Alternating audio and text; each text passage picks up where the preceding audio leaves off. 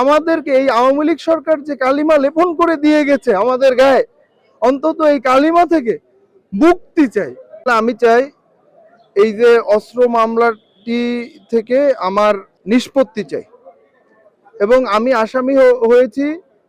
আপনারা জানেন যে 2023 সালে এই আওয়ামী সেই ফ্যাসিস্ট সরকার একটি আমিডামি নির্বাচনের আয়োজন করেছিল। তা আমি সেই নির্বাচন প্রতিহত করার দাবিতে, সেই নির্বাচন যাতে না হয় সেই দাবিতে আমি আন্দোলনে সক্রিয় ছিলাম। এই কারণে 2023 সালের 4 নভেম্বর আমাকে সেই আওয়ামী ফ্যাসিবাদী পুলিশ আমাকে গ্রেপ্তার করে আমার উপরে অমানবিক নির্যাতন চালায়, যেটার কিছুটা আপনারাও সাক্ষী, সাংবাদিক বৃন্দ।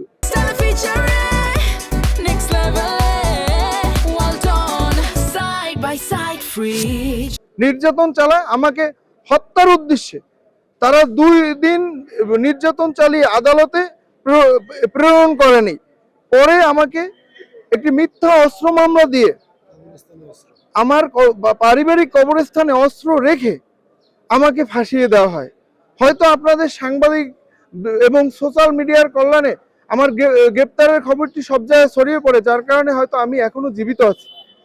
কিন্তু দুঃখজনকভাবে হলেও সত্য যে আজকে সেই স্বৈরাচারের পতন হয়েছে।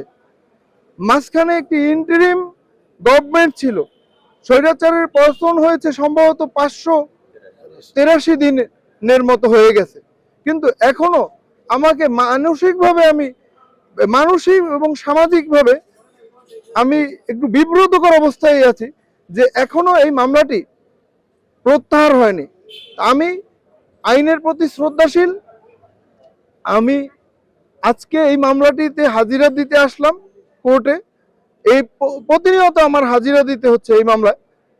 তো আমি চাই এই মামলাটি আমার আইনের, যেহেতু মিথ্যা মামলা, আমি বিচারকের কাছে দাবি জানাবো যে আমার আইনি প্রক্রিয়া আমার মামলাটি যেন নিষ্পত্তি হয়। এবং আমি এও বলি যে 2018 সাল থেকে আমরা বিগত দিন অনেক মামলার শিকার হয়েছি, কিন্তু তখন যেহেতু একটি বিচারিক প্রক্রিয়ার মধ্যে তখন দেশমাতা বেগম খালেদা জিয়া গ্রেপ্তার হওয়ার পর আমার তখন একটা আজ্ঞাবহ জুডিশিয়ার অবস্থা ছিল। তখন বাংলাদেশের বিচার ব্যবস্থা সম্পূর্ণ মেরুদণ্ডহীন হয়ে পড়েছিল।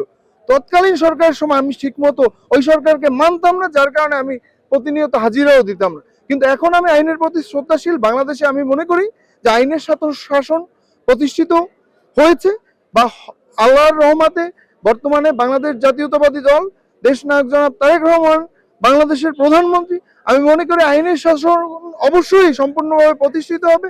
আইনের প্রতি আমি শ্রদ্ধাশীল, যার কারণে আমি এই মামলায় হাজিরা দিয়েছি। কিন্তু আমি চাই অতি দ্রুত এই মামলাটি নিষ্পত্তি হোক, কারণ আমাদের সামাজিকভাবে, পারিপার্শ্বিকভাবে এই সমস্ত মামলা থেকে পারিবারিকভাবে আমি অনেক ক্ষতিগ্রস্ত।